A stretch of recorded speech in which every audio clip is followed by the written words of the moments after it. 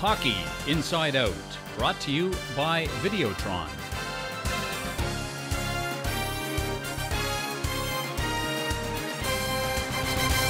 We're back with another episode of Hockey Inside Out, joined again this week by Chris Nilan and Dave Stubbs. You going to sing for us again this week, Chris? I don't think so. Thank God for small mercies. We've had a bit of an up and down week with the Canadians. A bad game in Philly, a great game against the Blackhawks, a difficult game against the Devils. Is that the way it's going to be the rest of the season with these guys, Chris? You know, you hope not. You know, they show some consistency. Again, Philly was the worst game, I don't think. And I think every guy, if they really were honest with themselves, realized that they didn't show up for that game. You know, pressed as usual. But, you know, and then they come out on Saturday night and play an awesome game, you know, like the best game of the year. And then, of course, last night, you know, the Devils took that game away from them. They played pretty well at Montreal last night, but they couldn't put the puck in the net. That Blackhawks game was the best game we've seen at the Bell Center in a while. It was fabulous. And you know what? It just went to show, Stu, that you don't need an orgy of goal scoring, right? You don't need a 7-5 game. You sing, I say orgy. Goal scoring. Okay? All right. You don't need a 7-5 plethora of goals, Chris. Okay. A plethora. That's a Herb Zukowski word I'll have. You know, I stole a thesaurus for that one. But you know what? You don't need that many goals scored in a game to have exciting hockey. You really don't. I mean, it was an up and down game, and it was absolutely thrilling. It was a great game to watch. I don't think anyone left that building or turned off their TV set without having really enjoyed it. Playoff atmosphere. PK Subban's benching in Philadelphia, overblown, Chris? Yeah, a little bit. I mean, I spoke about it on my show. Listen, it was a bad penalty, but a bad penalty in a 2-2 game is different than a bad penalty in a game where the team doesn't show up. To me, the guy, at least he showed some fire. He was pissed off. I think Michel Therrien actually could have, leaned over to him and said, hey, 2-2 game, you do that, you're gone. But I'm going to let it slide. No one showed up in this game tonight. I'm glad you're pissed off and kind of dealt with it that way. I just think the more incidents he has like that with him, it doesn't bode well for the coach down the road. My argument with that was I thought that what they probably could have done, what Michel Therrien could have done, is you lean over him, you say, you know what, kid, that was a really stupid penalty you took. Don't let it happen again. Now go out there. You are the most potent offensive guy I have on this hockey club. Go out there now and get us back into the game. Therrien decided to move another way, and in fact, when he did meet the media finally the next day after practice, he explained himself pretty clearly, I thought, and I think that he may have had a bit of discussion with our general manager before that. Maybe Bergevin sat him down a little bit and spoke with him, because he came out and he was a very different Michel Therrien that I've seen at any point this year in the news conference. He was upbeat, he was happy, and he said, look, all I basically did was take about 3 shifts away from the guy, and at the end of the day, that's what it was. So yeah, it was a bit of the tempest in the proverbial teapot, but still, anything to do with PK. Well, again, Michel, he thought it was overblown. We're making a bigger deal out of it than it really is. That's just because he's not on Lantysham anymore.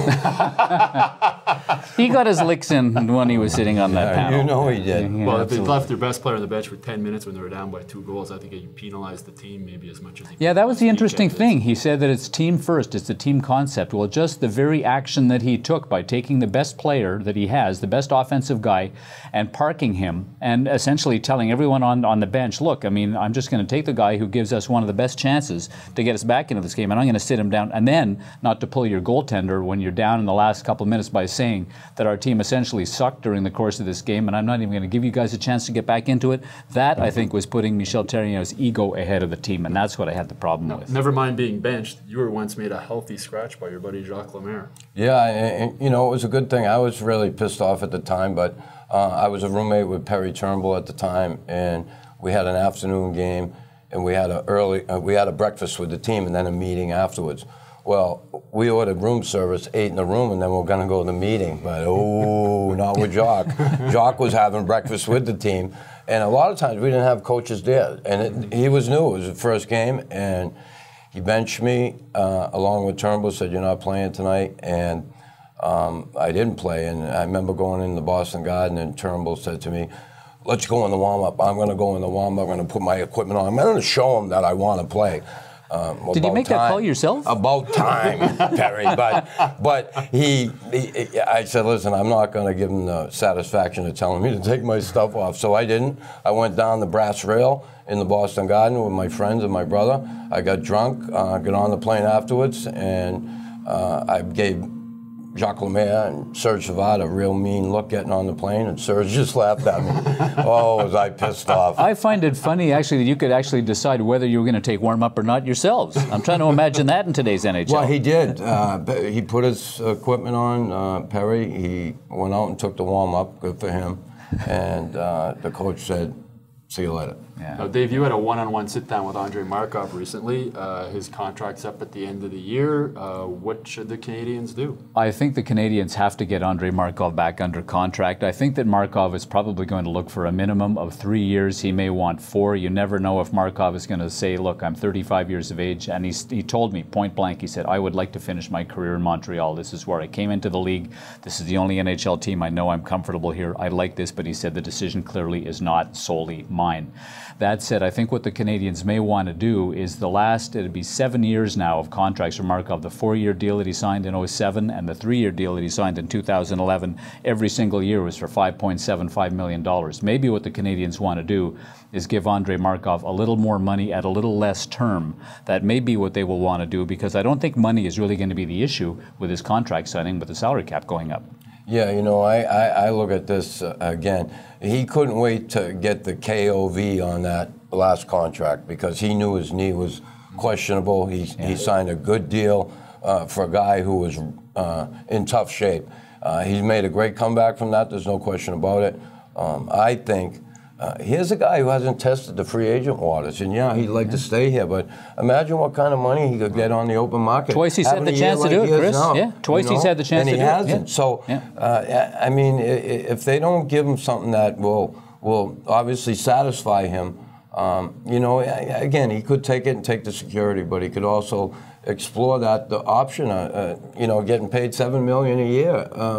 Some crazy GM out there would do it. Yeah. What was the most money you ever made? What they make in a game. No, I think it was around 300,000, right around 300,000. Yeah, big money. Big money! We'll be back after this break, and Chris will have his weekly Knuckles Knockout segment.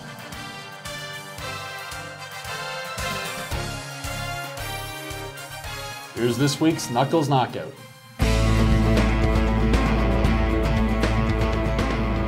I'm so fed up with the way this league constantly protects goaltenders. Listen, I don't believe players should be able to go and run the goaltender, but every time a goaltender gets bumped, they're out at the edge of their crease, they go down, they're like they've been shot with an elephant gun. And to be honest with you, I think they're overprotecting goaltenders.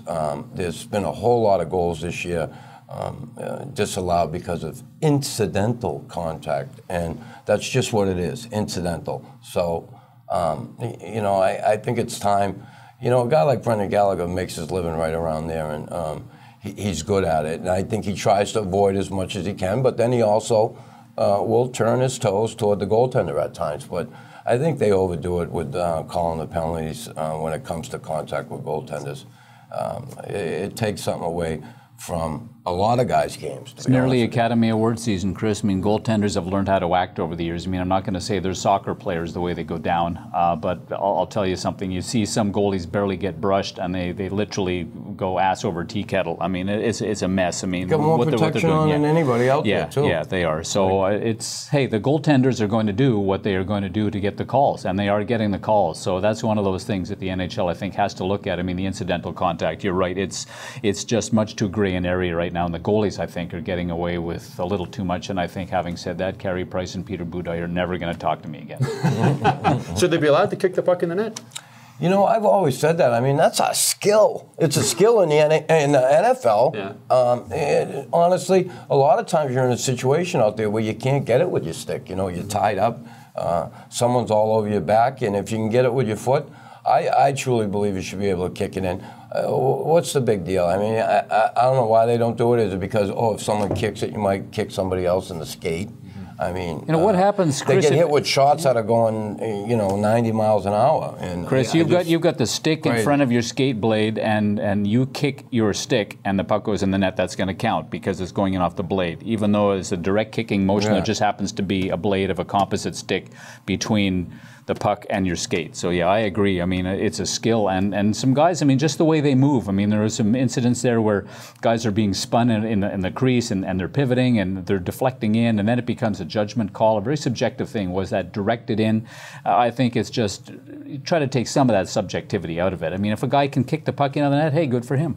Now, the Habs have been frustrating the fans on some nights. It looks like they're not showing up. I know back in '86, I believe you read the riot act to a few rookies in the Canadiens locker room. Yeah, we had a bunch of rookies, and it seemed like they were kind of in awe, like, well, I'm in the Montreal Canadiens dressing room, I'm on the team, I'm here, but they weren't getting it done. I think they were looking to Bob Gainey, they were looking to Larry Robinson to lead them out of this, or lead the way as far as goals and getting things done and wins. And, I just said, these guys, I had been with them for a while, and I've been with some of the guys, Hall of Famers that retired, and I saw them leave the game. And I was like, God, I wish I could have played with that guy a lot more. So it wasn't so much a riot act as trying to get their attention and saying that guys like Bob Gainey and Larry Robinson aren't going to be around forever. We can't look for them to do it every night.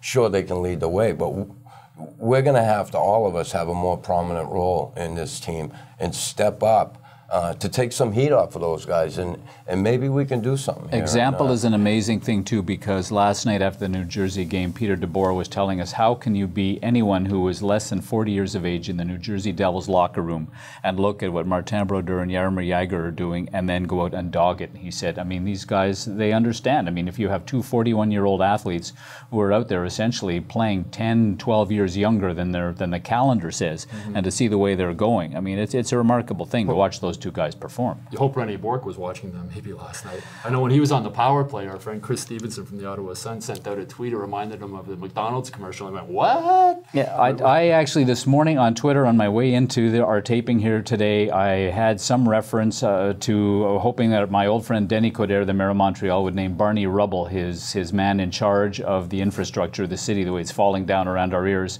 And some guy came back to me after that saying, well, maybe we can have Denny call out Rene Bourque because he is, after all, a hashtag slump buster. So, yeah, you never know. If Denny gets on him and says something about a one-way ticket to Hamilton, maybe Bourque will come out of his slumber as well. If he was on your line, Chris, what would you say to a guy like that? Oh, I can't say it here.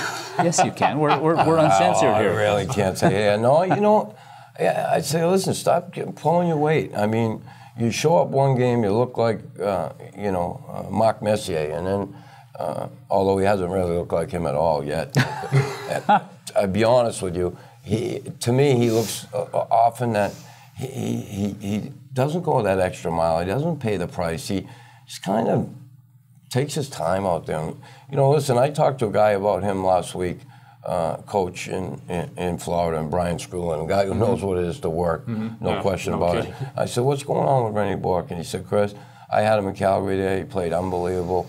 He had a great season. He signed that big contract, and he changed for some reason. I haven't seen this kid play that type of hockey.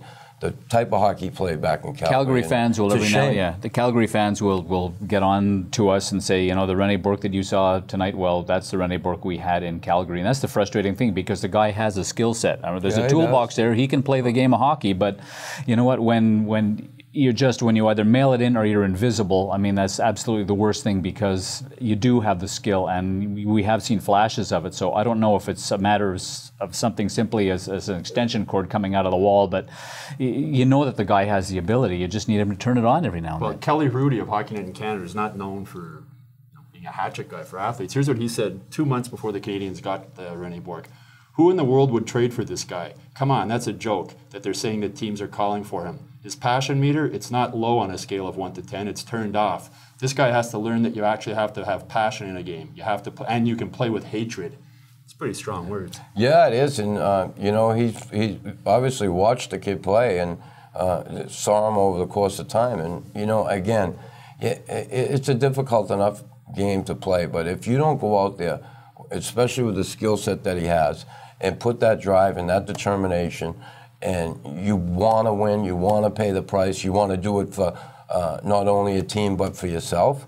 When he gets this criticism, I don't know how he doesn't, say, listen, I want this to stop and go out there and turn this thing around. And it's called paying the price. And until he pays the price, it's going to be the same old, same old. We're out of time for this week. Maybe they should have him watch some tapes of Chris Nilan playing hockey. Maybe that'll work. I don't know about that, but again, he should it wouldn't hurt. Just suck it up and go play. Hope you enjoyed this episode of Hockey Inside Out. We'll be back next week with a new one.